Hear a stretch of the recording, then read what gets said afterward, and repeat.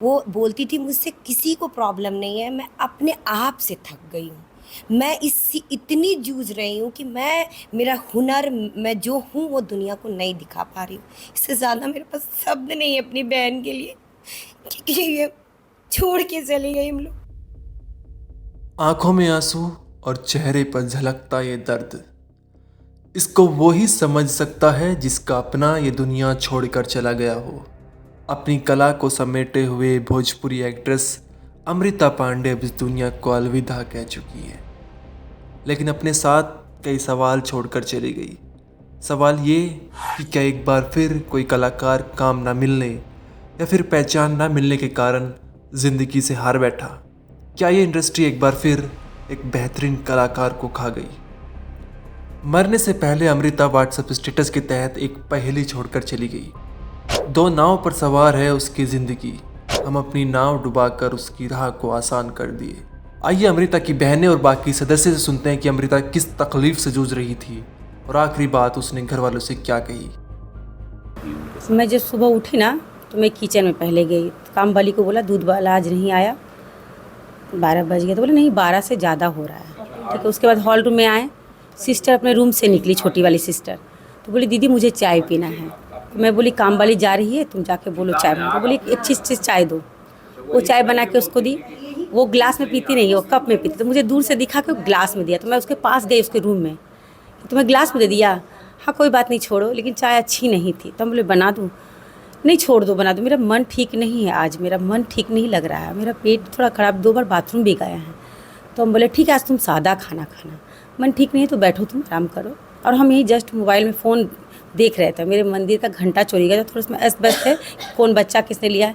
तो मैं थोड़ी देर के लिए खाना खा के नीचे गई हूँ, उस बीच में ही वो माँ के कमरे से आलना पर वो साड़ी रखा हुआ था धोया हुआ, क्योंकि इसकी शादी में उस पर बैठ के सब खाए थे तो धुला था और वो वहाँ पर रखा था। वो कब अपने रूम से निकल के वो साड़ी को लेके गए। अगर मैं उसको देखती ना तो हमेशा उसको चीज़ को टोकती थी, ये क्या कर रही हो, क्या लोगी, ये क्या तुम्हें काम है। लेकिन उस दिन मैं 2 मिनट के लिए नीचे चली गई थी, उस बीच में ही वो साड़ी लेके चली गई अंदर। पी ली थी या चाय पी ली थी वो, चाय पी ली, उसके रूम से ग्लास भी मैं ही निकाली। कोई कॉल भी आया था? कॉल जैसे वो उसके हस्बैंड बता रहे थे कि सुबह में वो फ़ोन की थी अपने हस्बैंड के साथ में, अच्छा सा कि अब हम लोग, दीदी की शादी हो गई है तो अब हम लोग भी अपना पार्टी वार्टी दे के अपना बच्चा प्लानिंग करेंगे। बहुत अच्छे से बात उत की थी वो। हाँ, और उसके एक दिन शाम में भी उसकी दोस्त लोग आई थी, बहुत छोटे छोटे बचपन की एकदम छोटी छोटी लोग भी आए थे, उससे मिली, हंसी बोली, बहुत मजाक उजाक भी की रात में। तो ऐसा कुछ लगा नहीं था। सुबह में कुछ यहाँ बैठे थे, जरा सा भी कोई आहट भी कुछ नहीं समझ में आया। पता नहीं, मुझे तो लगता है कि वो स्लीपर हमेशा पहनती थी और हम लोग चप्पल पहनते हैं ना तो ज़मीन भी हम लोग को गड़ता है। और वो जो है ना, वो उसका जो चेयर है वो पेंट किया हुआ है, वो लगता है वो कोई एक्टिंग वैक्टिंग करने के लिए, कुछ करने के लिए गए कि क्या उस पर से स्लिप हो, कि वो ज़मीन पर पैर रखना ये कैसी टाइप का फांसी हुआ, हमको समझ में नहीं आ रही है। उसका ज़मीन पर पैर है, फांसी होता तो पैर लटकता है ना। हमको लगता है वो कुछ करने जा रही थी और उसका पैर फिसल गया और लटक गई, वो आवाज़ भी नहीं दे पाई जैसा मुझे लगता है, क्योंकि ज़मीन पर पैर कैसे रहेगा। बस उसके बाद से तो ये सारा कुछ समझ नहीं पाया हूँ। उसको लेके गए कि मेरी बहन को ऐसा हो गया, क्योंकि बहुत कमज़ोर थी ना तो बेहोश भी हो जाती थी अक्सर। उसकी अंतिम बातचीत आपसे क्या थी? उसने क्या कहा? दीदी मेरा मन ठीक नहीं है आज मुझे अच्छा नहीं लग रहा है कुछ, ये बोला था उसने लास्ट। आपने पूछा तो फिर कुछ बोला था उसको? नहीं, बस इतना ही बोला कि मेरा मन ठीक नहीं है आज, मुझे अच्छा नहीं लग रहा है, बस इतना ही बोला था उसने। तो मैं बोली आराम करो, तो फिर बस यही था, अंतिम मुलाकात मेरी यही थी। मैं कोई देखिए उसको बताया था दीवानापन मूवी जो हुआ था शूट, तो जो उसके हस्बैंड है उसके एक फ्रेंड थे, उससे परिचय हुआ उन लोगों का। तो वो उस वक्त वो दोनों मतलब मिले जुले टुगेदर हुआ। उसके बाद इसको शादी का ऑफ़र दिया गया। तो हम लोगों ने 2021 में, हम लोग शादी कराना बहुत पहले ही चाहते थे, लेकिन मैं भी बैठी हुई थी, ये भी थी, अनमैरिड सिस्टर, हम लोग बिहार से बिलोंग करते हैं तो इतने ओपन माइंड तो लोग हैं नहीं कि बड़ी की सिस्टर की शादी नहीं हुई, छोटी की हो जाए। तो हमारी बहुत मजबूरी थी, तो हम लोग 2021 में ही इस जगह पे इसका छेका कर दिए थे। और फिर 2022 में उसकी शादी बूढ़ानाथ मंदिर से, उसका सारा है, हम लोगों ने शादी कराया था प्रॉपर पूरे तरीके से। बस फैमिली थे, दोनों फैमिली, हमारे रिलेटिव, उसके रिलेटिव से, हमारे मोहल्ले और कहना था कि इसकी मेरी शादी हो चुकी थी, मेरी बाद वाली सिस्टर की की शादी जैसे होगी ये चीज़ वो लोग रिसेप्शन, एक्चुअली अमृता से 9:30 बजे उसके हस्बैंड की लास्ट कॉलिंग यही बातें हैं जो आपको सारा डिटेल्स आएगा, उसमें ये भी बोला गया कि वो लोग अब ये चीज़ क्लियर कर देंगे कि बीना की शादी। और देखते हैं फिल्म वाले ना थोड़ा वो शादी को थोड़ा छुपाना इसलिए चाहते हैं, खासकर गर्ल्स वाले को, इन लोगों को इतना प्रॉब्लम होता है कि पता नहीं ये क्यों, ये नहीं होना चाहिए कि रिजेक्शन होने लगता है। आप और भी सेलिब्रिटीज़ को देख लीजिए बॉलीवुड के, शादी के बाद मूवी मिलनी कम हो जाती है। तो यही चीज़ 2 कारण से वो नहीं चाह रही थी कि एक सिस्टर है उसकी शादी क्लियर हो जाएगी, उसके बाद हम लोग रिसेप्शन कर देंगे। इवन बच्चे भी प्लान कर रहे थे वो लोग कि दीदी जैसे क्लियर होगी, एक की हो गई, ये भी हो गई, मैं कर दूंगी। बहुत खुशनमाजी, बहुत कुछ, कोई कोई उल्टा फुल्टा क्या क्या न्यूज़ डाल दिया है, कौन कौन अख्तर फख्तर ये वो। अब भाई जो आप ब्लेम लगा रहे हो तो मेरे को प्रूव करो ना कि ऐसी सच्चाई थी। आप बेवजह की छपाई मत छाप दो किसी के। जो इंसान अपने हुनर, अपनी चीज़ों को दिखाने की दुनिया से चला गया, उसके चरित्र को धुनी मत कीजिए। आप चौथे स्तंभ हैं, सच्चाई परोसिए ना।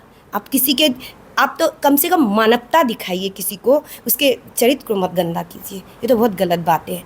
और रही बात कि मैं तो बोलूँगी मेरी भी शादी है, इसकी भी शादी हुई है, इतनी लकी थी कि उसके जैसे जीवन साथी मिले। हम लोग नहीं जानते थे कि वो इस बीमारी से पीड़ित है। हम लोग शुरू में बोल देते थे, मानते नहीं थे। 5 साल से वो ट्रीटमेंट कर रहे हैं और पूरे इस जो भी इनके साथ बीमार जो रहता है ग्रसित, उसके साथ जो भी लोग रहेंगे उनको बहुत पेशेंस से रहना पड़ता है, उनका बहुत सपोर्ट करना पड़ता है। वो इतना सपोर्ट और पेशेंस उसी के हस्बैंड के पास हो सकता है, हम लोग के पास भी नहीं हो पाएगा। हम लोग से भी टेंशन होता था क्या ये चीज़ क्यों नहीं फील कर सकते, जिनके साथ होगी वही समझ सकता है। दीपिका पादुकोण वो करोड़पति में भी बोलती, उन लोगों को भी ये चीज़ अटैक आती है। लेकिन होता क्या है, हर में ना एक लेवल होता है बर्दाश्त करने की। किसी में कोई थोड़े से में चला जाता है और कोई बहुत हद तक, आप देखते होंगे स्ट्रगल करने वाले क्या हद तक पीछे, पर्दे के पीछे स्ट्रगल करते करते 18 साल में आगे बढ़े। और कोई 4 साल में भी अपनी ज़िंदगी त्याग देता है। कभी बॉम्बे की कुछ कहानी की कोशिश मत कीजिए। किसी को भी फैमिली में लगता है तो इसको इमरजेंसी सोचिए, इसको ट्रीटमेंट कराइए। और उसको ना, जैसे लोग बोलते हैं तुम्हें तो ये प्रॉब्लम, हाथ धो लो ना, क्या है, ये चीज़ को मत सोचिए। इसको प्लीज़, हमारे साथ हो गया, हम लोग नहीं चाहते हैं कि और लोगों के साथ महिलाओं को ना हो। ये प्रॉब्लम, ये महिलाओं को होता है सच में, और काम की हाँ, वजह ये से। काम के वजह से। और वो चीज़ बढ़ने लगता है धीरे धीरे। इस चीज़ को जब आप शुरुआत में रोकथाम नहीं करेंगे, इसका ट्रीटमेंट नहीं करेंगे, वो नहीं रुकता है। आपने देखा पे काम देती थी, उसके जो भी आते थे उसके प्रोजेक्ट, वो मेरी दीदी की बेटी उसको बोलती थी बेटा आप कर लो, आप कर लो। मेरे सब लोगों से विनती है, जैसे कैंसर होता है ना, एक लेवल होता है, इस लेवल में आप पहुंच के उसका रिकवरी होना मुश्किल है। तो अमृता को एंजाइटी अटैक आता था और वो 2-3 बार वहाँ भी मुंबई में कोशिश कर चुकी थी। वो बोलती थी मुझसे किसी को प्रॉब्लम नहीं है, मैं अपने आप से थक गई हूँ, मैं इससे इतनी जूझ रही हूँ कि मेरा हुनर, मैं जो हूँ वो दुनिया को नहीं दिखा पा रही हूँ।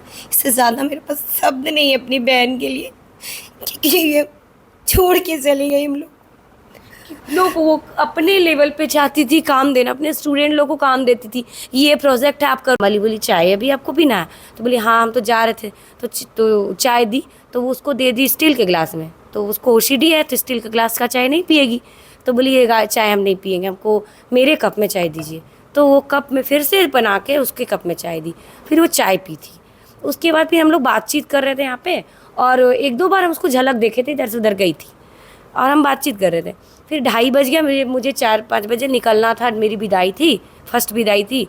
तो मैं बोली क्या कि सब लोग खाना नहीं खाए, लंच का टाइम हो गया, हम जा रहे हैं खाना निकालें। मेरे हस्बैंड बोले कि खाना निकालो, हम लोग को निकलना है। तो हम बोले कि ठीक है, तो हम किचन गए, खाना निकालें। उसके बाद हम अपनी बहन को पूछने के लिए आए कि अमृता खाना नहीं खाओगी? तो रूम अंधेरा था, दरवाज़ा आधा खुला हुआ था। तो हम बोले कि देखिए हल्का हल्का धुंधला धुंधला क्यों अंधेरा था। अमृता क्या हुआ? हमको लगा बेहोश हो गई, क्या हुआ अमृता बोलो। तो हम शौर से सबको चिल्लाए, अपने हस्बैंड को चिल्लाए, सब फैमिली को चिल्लाए, सारे लोग साथ में गए हम लोग। और उसके बाद देखे कि वो साड़ी से वो उसका ऐसे लगा हुआ लटकी हुई है। हमको डर लग गया इतना ज़्यादा कि बेहोश तो हो गई है वो। हमको मतलब बिलीव नहीं हो रहा है कि कुछ हुआ है, उसको दिमाग ही नहीं काम कर रहा है। सब मिलके हम लोग लेके गए हॉस्पिटल में। वहाँ पे हॉस्पिटल में कंपाउंडर देखे तो हम लोग बोले कि नहीं डॉक्टर से हम लोग को दिखाना है कि वो नहीं वो ये हो डेथ हो गया है। तो हम लोग को बिलीव नहीं हुआ। कंपाउंडर बता डॉक्टर साहब 20-25 क्या आधा घंटा बाद आए वो, उसके बाद वो ECG किए और उसमें फिर डेडलाइन निकल गया उनका। फिर हम लोग अमृता, आई थी तो वो खूब मस्ती की। हाँ वो 12 तारीख को पहुंची थी और उस दिन से कंटिन्यूसली मेरी शादी की चर्चाएं हो रही थी, ये करना है वो करना है, तो डांस करना है, प्रोग्राम करना है, यहाँ से रिहर्सल करती थी, मेरा टाइम नहीं हो पाता था, तो बोलती थी मैं प्रैक्टिस करवाऊंगी, मैं सब करवाऊंगी। हम बोले तुमको लिगामेंट में प्रॉब्लम नहीं, मैं फिर भी करूँगी, मैं अपनी बहन के लिए। बहुत ज़्यादा खुश थी।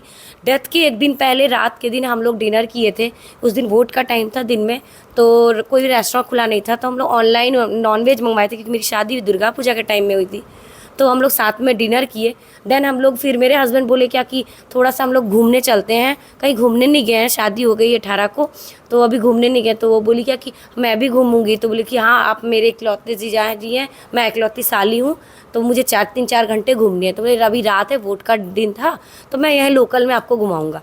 तो वो घुमाने के लिए गए। फिर मेरे साथ देवर जी थे, उनको भी हम बुलाए, मेरे एक भाई थे, सब हम लोग साथ में घूमे फिरे। मैं फेसबुक पे भी लाइव आई, मैंने मतलब उसमें हमारी बातचीत हो रही है कि कितना मज़ा है। वो फिल्मों के गाने बता रही है कि ये गाने मैंने किए हैं, ये गाने में बहुत अच्छा लगा। रितेश पांडे जी मुझे बहुत ज़्यादा सपोर्ट किए हैं, ये खेसारी लाल यादव जी मुझे बहुत सपोर्ट किए हैं। बहुत अच्छा मूवी मेरा मतलब बातचीत चल रहा है।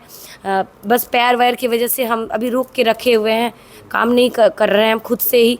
ये सारा उसको प्रॉब्लम, बहुत ज़्यादा एंजॉय की, बहुत सारे गाने सुनाई, दीदी आप न्यूली मैरिड हो, ये गाना सुनो, ये अच्छा लगेगा आपको।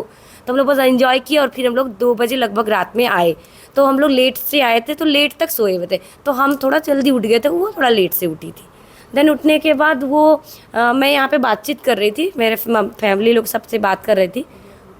तो उसके बाद फिर वो शायद मेरी दीदी को, वो ये मेरी बड़ी वाली दीदी है, तो एडिक्शन नहीं ली थी क्योंकि कहीं ना कहीं हम लोग बिहार से बिलोंग करते हैं, छोटे शहर से बिलोंग करते हैं। हम लोगों को बचपन से घर में ये संस्कार दिया जाता है, ये चीज़ नहीं कभी लोग वो तो कभी नहीं की। ये होता है ना कि लोग एक नशे की लत हो जाती है, पैसे की, कुछ भी नहीं था सब चीज़। उनको ओसीडी था और ओसीडी काफ़ी ज़्यादा बढ़ा हुआ था, बट कुछ टाइम से लाइक 4 to 5 ईयर्स से उनका ट्रीटमेंट चालू था मुंबई में भी।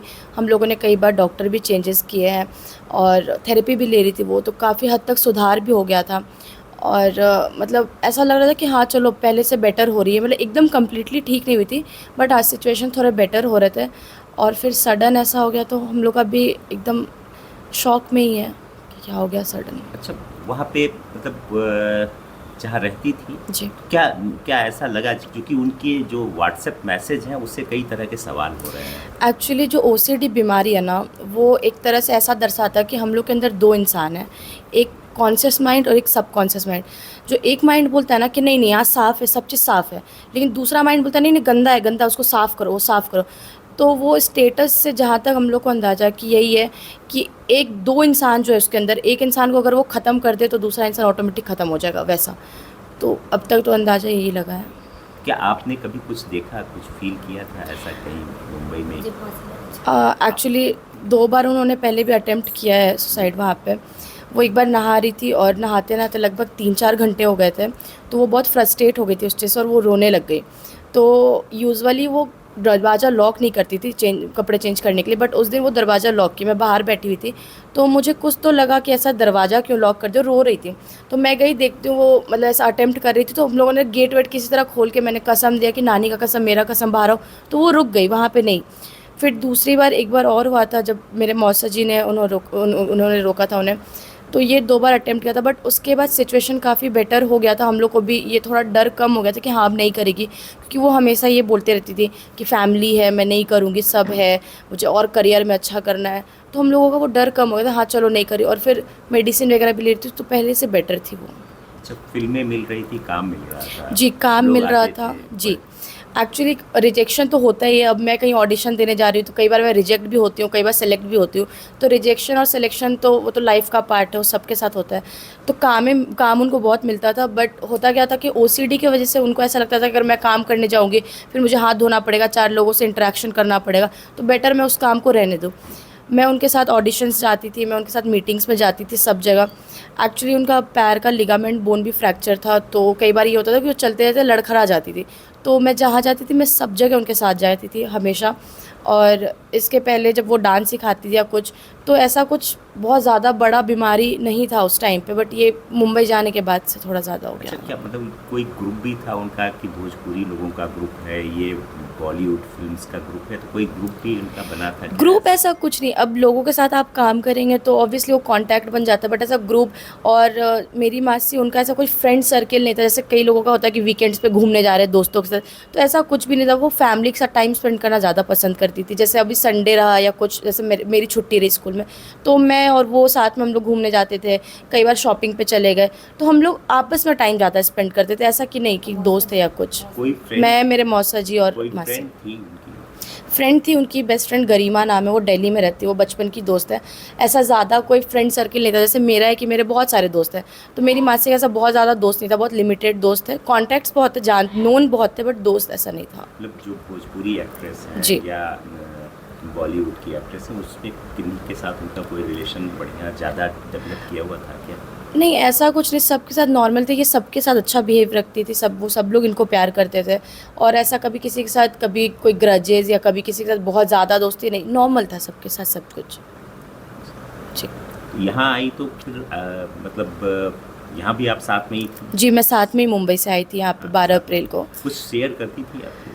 हाँ, मेरे से शेयर करती, जैसे उनको ओसीडी का था, तो वो जैसे हाथ धो रही है, उनको सेटिस्फेक्शन नहीं मिल रहा, तो वो मेरे से पूछती थी कि साफ़ हो गया ना, साफ़, तो मैं हाँ साफ़ हो गया, तो वो मान जाती थी उस चीज़ को कि हाँ चलो साफ़ हो गया। कई बार ये सारी चीज़, कई बार मुझसे शेयर भी करती थी कि हाँ आज ये काम मिला, यहाँ पे शूट है, जाना है, तो ये सारी चीज़ें हम लोग शेयर करते थे। और क्योंकि मैं भी उस फील्ड में मतलब काम कर रही हूँ थोड़ा, मतलब उनके थ्रू ही कहीं ना कहीं, तो वो सारी चीज़ें हम लोग शेयर करते थे आपस में। अच्छा, ये आपको ये हादसे से पहले क्या आपसे कोई बातचीत हुई थी, कुछ बोल रही थी? मेरे से लास्ट बातचीत उनकी यही हुई थी, मैं मुंबई में थी, वो यहीं पे थी, तो मैं घर साफ़ सफाई कर रही थी, तो वो स्पीकर ऑन था, वो बात कर रही थी मेरे मौसा जी से, तो मैंने बोला कि मैं पूरा घर साफ़ कर दिया यहाँ पे, तो वो ऐसे मजाक में बोल रही थी कि अभी भी एक कचरा तो है ही घर में, तो मैं बोली कौन कचरा, तो वो लोग हंसने लग गए। ठीक है, तो ये मजाक मस्ती वाली बातें हुई थी, ऐसा कुछ सीरियस या कुछ बात नहीं हुआ था। भोजपुरी एक्ट्रेस अमृता पांडे का पोस्टमार्टम करा दिया गया है और अब पुलिस ये पता लगाने का प्रयास कर रही है कि ऐसी कौन सी वजह थी जिस वजह से अमृता ने आत्महत्या करी। ब्यूरो रिपोर्ट क्राइम तक।